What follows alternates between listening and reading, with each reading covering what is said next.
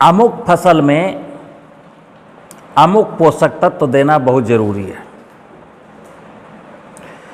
मनुष्य की हड्डियों को मजबूत रखने के लिए उसको कैल्शियम खाना बहुत जरूरी है, और मनुष्य की इम्यूनिटी पावर को बढ़ाने के लिए जिंक की बहुत ज़रूरत है। अगर फसलों में नाइट्रोजन नहीं दिया जाएगा तो उनकी ग्रोथ कैसे होगी? अगर फसलों में पोटास नहीं दिया जाएगा तो वो फिर दाने में चमक कैसे आएगी? मित्र, आज मैं बात कर रहा हूं पोषक तत्वों की, चाहे फसलों की बात हो, चाहे मनुष्य की बात हो, चाहे पालतू पशुओं की बात हो। हमारे विज्ञान ने कुछ ऐसा कर दिया है कि साहब फसलों को अमुक अमुक अमुक अमुक अमुक अमुक अमुक अमुक पोषक तत्वों की बहुत ज़रूरत है, और इनके बिना उनका उत्पादन हो नहीं सकता। ऐसे मनुष्य के लिए, मनुष्य अगर संतुलित डाइट, संतुलित आहार नहीं लेगा तो उसको अमुक अमुक अमुक अमुक बीमारियां हो जाएंगी।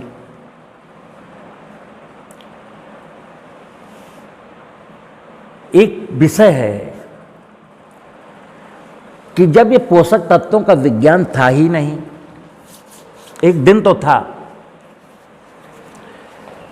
एक समय था, 100% था, कि जब आदमी ये नहीं जानता था कि फसलों में कितने पोषक तत्वों की जरूरत होती है, तब भी वो पोषक तत्वों की जरूरत तय थी कि होती है, और वो पोषक तत्व नॉर्मली प्राकृतिक रूप से फसलों को मिलते थे।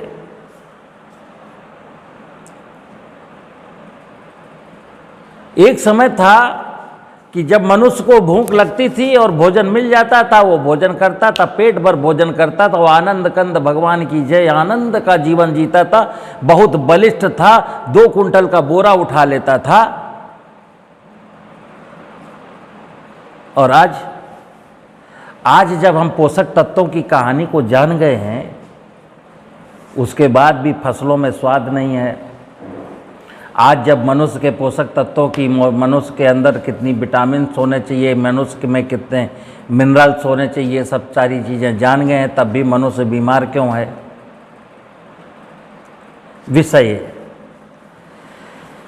विषय ये है कि विज्ञान सही है या प्रकृति? हकीकत अगर समझेंगे तो विज्ञान को प्रकृति के पैरेलल चलना चाहिए था, यानी वो समस्त विज्ञान मनुष्य के संकटों का कारण बनेगा जो विज्ञान प्रकृति की व्यवस्था को छोड़ देगा।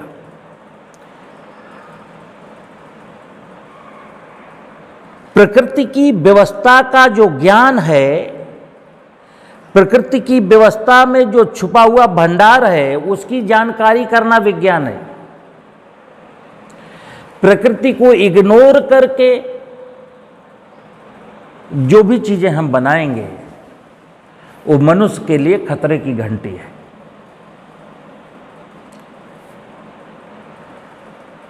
जड़ जगत की किसी भी इकाई को, जैसे सूरज को, आकाश को, धरती को, समुद्र को, हवा को, किसी भी वनस्पति की, किसी भी जीव की जरूरत नहीं है। ये अलग की बात है, परमात्मा ने चूंकि रचना रची है तो यहाँ पर रहते हैं।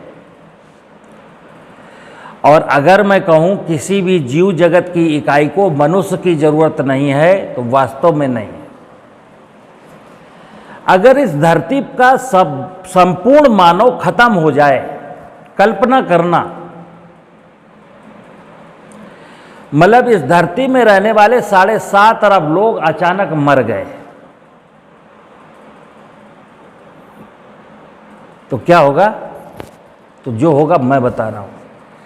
प्रकृति का वैभव मुस्कुरा उठेगा, प्रकृति झूम उठेगी, प्रकृति की व्यवस्था में पाई जाने वाली अनेकानेक जीव जगत की इकाइयां मुस्कुराने लगेंगी, हंसने लगेंगी, नाच गाना करेंगी। क्यों? क्योंकि मनुष्य ने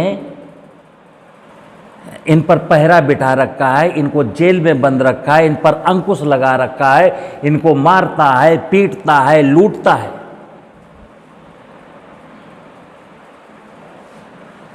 यही हुआ। आज का जो विषय मेरा है, विषय है कि फसलों को जितने भी पोषक तत्व चाहिए, उनकी प्राकृतिक रूप से व्यवस्था कहाँ से होती थी जब विज्ञान नहीं था, जब जिंक बनाने वाली, सल्फर बनाने वाली, फास्फेट बनाने वाली, यूरिया बनाने वाली फैक्ट्रियां नहीं थी, या मनुष्य के लिए जब कहा जाता है कैल्शियम की गोली लो, आयरन की गोली लो, जिंक की गोली लो, तो जब ये फार्मास्यूटिकल एजेंसियां नहीं थीं, जब मेडिसिन बनाने वाली कोई इंडस्ट्री धरती पर थी ही नहीं, तब मनुष्य अच्छा था कि अब अच्छा है। तो आप पाएंगे कि जब रासायनिक उर्वरकों के कारखाने नहीं थे, जब फार्मास्यूटिकल्स कंपनियां नहीं थीं, तो आदमी को या फसलों को रासायनिक उर्वरकों को या मिनरल्स की या दवाओं की जरूरत है नहीं थी।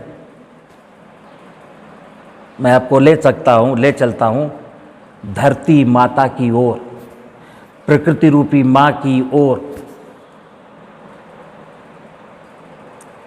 और एक सीधा सीधा सिद्धांत है। एक छोटा सा बच्चा, मतलब अभी गर्भ में ही है, मां के गर्भ में ही है,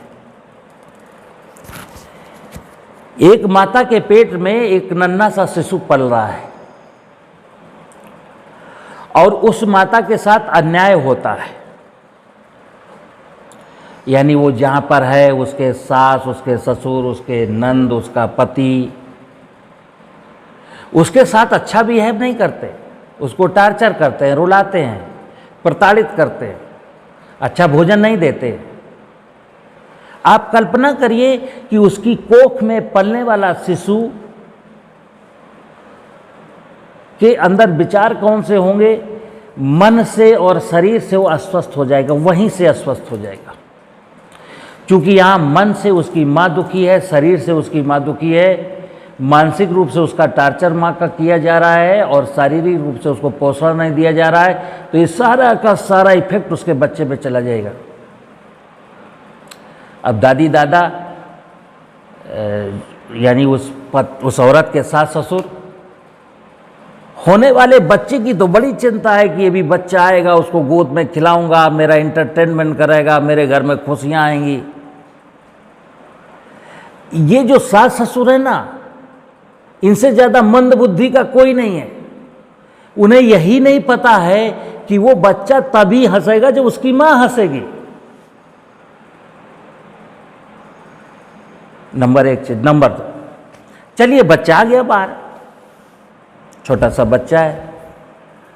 अब उसका 6 महीने और 7 महीने तक तो आप जानते हैं सारे बच्चे अपनी माँ का दूध पी करके जिंदा रहते हैं। अब उसके माँ के स्तन में दूध नहीं है, क्योंकि खाना पीना अच्छा मिलता नहीं है। एक तो पर्याप्त दूध नहीं है, दूसरा दूध में पीला का एहसास है, दूध परफेक्ट नहीं है, क्योंकि आज भी उसको गालियां मिल रही हैं। अब वो उसके दादी बाबा क्या सोचते हैं, गोद में खिलाते हैं, साला बहुत रोता है, बहुत चिल्लाता है, आनंद नहीं आता है, बड़ा दुबला है। अब वो अपने लौंडे से कहते हैं कि बेटा जरा डॉक्टर को दिखाओ। अब ये एक विषय है कि जिस कोख में बच्चा जन्म लिया है, जिस कोख में रहा है 9 महीने, उस कोख का ध्यान तुमने नहीं दिया। आज जहाँ उसको उसका पेट भरने के लिए जहाँ से दूध मिल रहा है, उसका ध्यान तुम आज नहीं दे रहे हो। और तुम्हारे दिमाग में गलतफहमी कहाँ से आ गई कि इस अस्वस्थ बच्चे को डॉक्टर ठीक करेगा। डॉक्टर के बाप नहीं ठीक कर पाएंगे। और जो लोग ऐसा मानते हैं वो मेंटली हैंडीकैप्ड हैं। आज का विषय मेरा यही है। ये जो फसलों के पोषक तत्व तुम कब तक पूर्ति करोगे, कहां से लाओगे? क्योंकि फसल का बीज धरती की गर्भ में जमता है और तुमने धरती की कोख को खराब कर डाला है। धरती को ना इज्जत देते हो, ना धरती को भोजन देते हो। सारी की सारी कहानी वहीं से शुरू होती। ये धरती मेरी मां है और इस मां का वैभव जब तक सलामत है तब तक मेरा वैभव, मनुष्य का वैभव सलामत है। अब धरती मां को लाचार, बीमार, असहाय करने के बाद ये इंसान ये सोचता है कि मैं गन्ने का उत्पादन इतना कर लूंगा, गेहूं का उत्पादन ऐसे कर लूंगा, सब्जियों के उत्पादन में ये तीर मार दूंगा। तुम्हारा दिमाग खराब हो गया है क्या? पागल हो गए हो क्या? बिल्कुल कंप्लीट पागल हो गए हो क्या?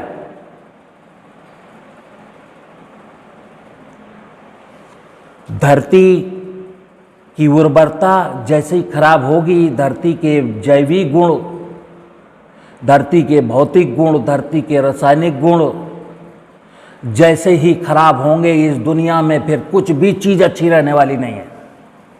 कुछ भी, ना फसल अच्छी रहने वाली है और ना इंसान अच्छा रहने वाला है, ना पशु अच्छा रहने वाला है। उसका कारण है सबका संबंध धरती की उर्वरता से, धरती के वैभव से जुड़ा हुआ है।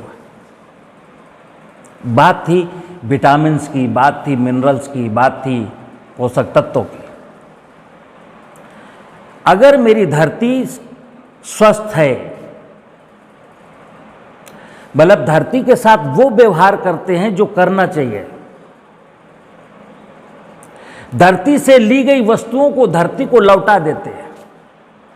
जैसे आजकल प्लास्टिक की, लोहे की रिसाइकलिंग होती है ना। अगर हम इस मनुष्य रूपी विज्ञान जो फैला हुआ है कि प्लास्टिक, एल्युमिनियम, तांबा, लोहा, जस्ता, इन सब पदार्थों की रिसाइकलिंग करता है। एक एल्युमिनियम की बटोई टूट गई तो वो फिर बिक जाती है, फिर एल्युमिनियम बन के आ जाता है। प्लास्टिक सब फिर रिसाइकिल हो जाती है, लोहा और सोना सब रिसाइकिल होता रहता है। ठीक इसी प्रकार प्रकृति में व्यवस्था है। धरती की कोख से कार्बनिक पदार्थ पैदा होते हैं, फसल, जैव पदार्थ कह लो, कार्बनिक पदार्थ कह लो। वो कार्बनिक पदार्थ खेत से लाए, कुछ हमने खाया, कुछ पशुओं ने खाया, और सबका मल मूत्र वेस्ट जितनी भी चीज थी, अगर वो धरती को रिटर्न हो गई तो धरती ने उसको रिसाइकिल कर दिया। अब आप ना उसको जैविक पदार्थ दे रहे हो, और जो वहाँ रिसाइकिल की मशीन लगी थी, रिसाइकिल करता कौन है? जैसे एक एल्युमिनियम की फैक्ट्री में और एल्युमिनियम का रॉ मटेरियल डंप कराइए और उसकी भट्ठी तोड़ दीजिए।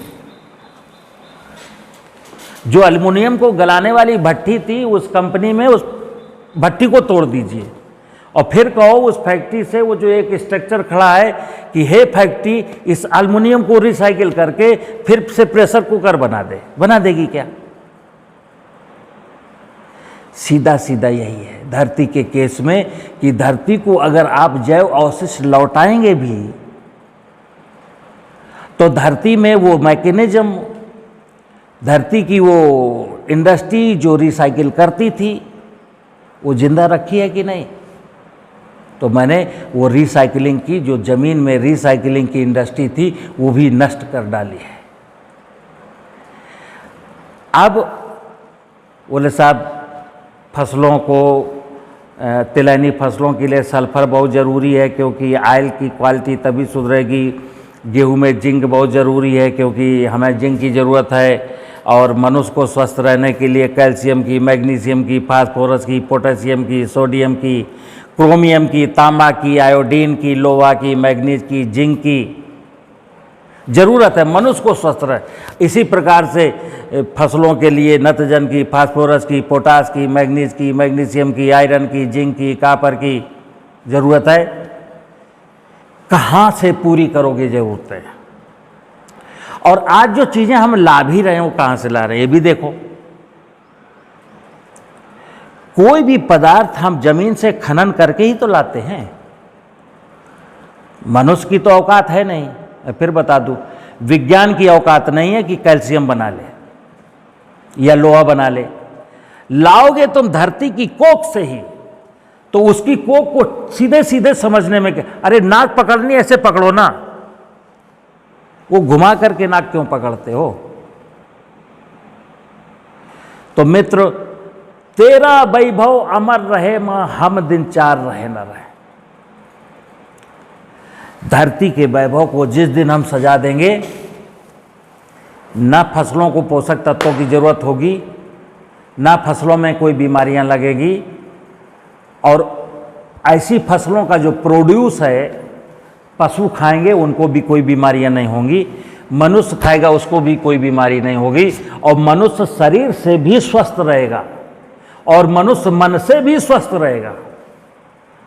क्योंकि जैसे कि मैंने उस माँ का दर्द बताया है ना, अभी केवल धरती शरीर से अस्वस्थ नहीं है, धरती में जीवन है, धरती मन से भी अस्वस्थ है। तो धरती अगर मन से अस्वस्थ है तो मेरे अंदर भी मानसिक विकार आएंगे। धरती का शरीर अगर अस्वस्थ है तो मेरे अंदर भी शारीरिक बीमारियां आएंगी। और जैसा कि मैंने और बताया कि जिस प्रकार धर्म के विज्ञान के लोग धर्म की बहुत आलोचना करते हैं, जिस प्रकार धर्म के विद्वान लोग अपना प्रोफेशन कर रहे हैं ना, धर्म के नाम पर, भगवान के नाम पर, पूजा के नाम पर, ठीक उसी प्रकार विज्ञान के जानकार भी अपना व्यवसाय खड़ा किए हैं इसी नाम पर। क्या? नहीं, फसलों को पोषक तत्व के लिए तो देखिए भाई ये देना ही पड़ेगा, अगर आदमी को स्वस्थ रहना तो आयरन की गोली खानी पड़ेगी। बेवकूफ बनाते हैं। ये सारे के सारे जो जिनका ये मंतव्य है ना कि मनुष्य को ये तत्व चाहिए, फसलों को ये तत्व चाहिए, मेरी ये गोली खा लो, मेरा ये यूरिया डाल लो, मेरा ये डाल लो, ये सारे के सारे लोग समग्र समाज को बेवकूफ बनाते हैं। और फिर वही बात आ गई कि बेवकूफ को कौन बेवकूफ बनाएगा, हम तो बेवकूफ हैं। यहां फिर वही बात लागू होती है।